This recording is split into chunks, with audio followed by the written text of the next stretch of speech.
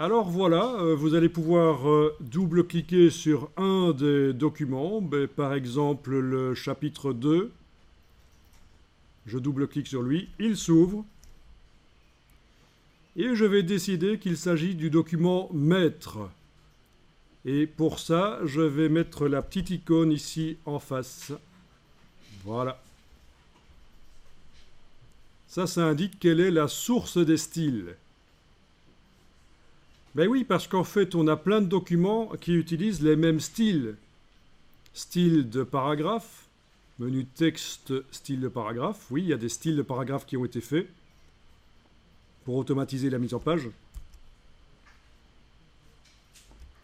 Est-ce qu'il y a des styles d'objets ici, peut-être? Menu fenêtre, style, ben oui, il y en a. Pour les images, on en avait fait au premier cours. Fenêtre, style, style d'objet. Oui, il y a aussi des styles d'objets. Pour les images dans le flux, notamment. Enfin, voilà, il y a des styles.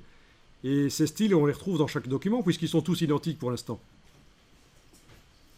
Mais il faut quand même réglementer ça. Il faut que, quand on veut modifier, par exemple, le style qui est utilisé par le grand titre, là, vous le voyez. Si vous mettez le curseur, le texte, l'outil texte, vous mettez le curseur dans ce grand titre, dans la palette style de paragraphe, menu texte, style de paragraphe, vous voyez qu'il utilise un style qui s'appelle titre de premier niveau.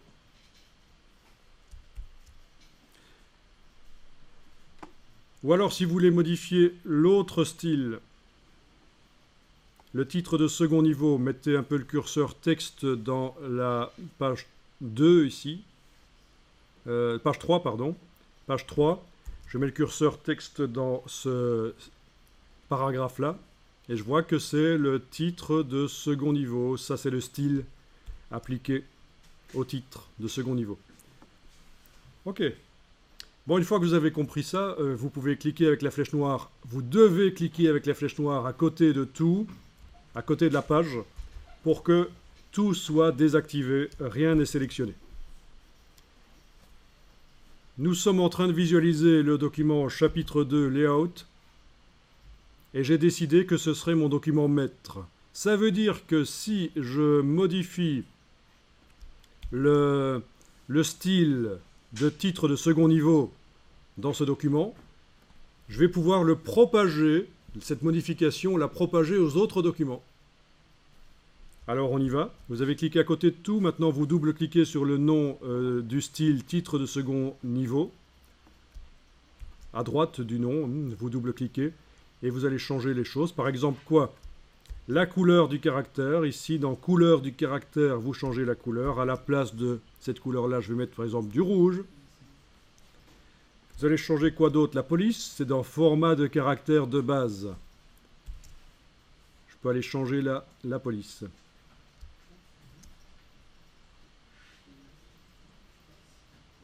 Bon, changer ces deux choses-là, la police et la couleur, c'est déjà pas mal.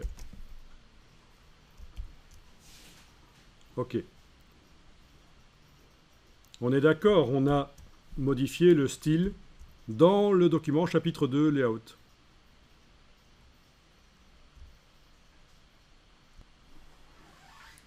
Alors, vous allez ouvrir n'importe lequel des autres chapitres. Par exemple, je vais ouvrir le 5, je double-clique. Voilà, il s'est ouvert, c'est un nouvel onglet supplémentaire. Donc l'autre document est toujours là, chapitre 2. Mais là, vous avez ouvert chapitre 5. Vous allez voir les sous-titres, à quoi est-ce qu'ils ressemblent. Bah tiens, ils sont toujours comme avant. OK. On va synchroniser les styles. Dans la palette du livre, vous allez sélectionner tous les documents. Clic, majuscule clic. Et vous allez cliquer sur l'icône de synchronisation. Ceci dit, on l'a aussi dans le menu. Synchroniser livre.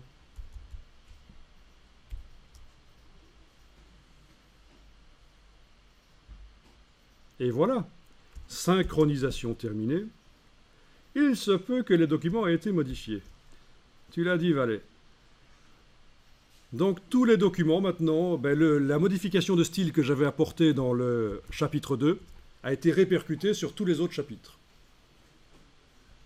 Ce que je viens de vous montrer ici, ça a fait râler des personnes comme c'est pas possible. Quand je leur ai expliqué ça, ils m'ont dit « c'est râlant ». Pendant nos années d'études, si on avait connu ça, on aurait gagné des heures et des heures de travail. Pourquoi ne nous l'a-t-on pas expliqué avant? Ben voilà. Cette technique de faire des longs documents sous plusieurs documents, ok, mais aussi de pouvoir synchroniser les styles de ces documents.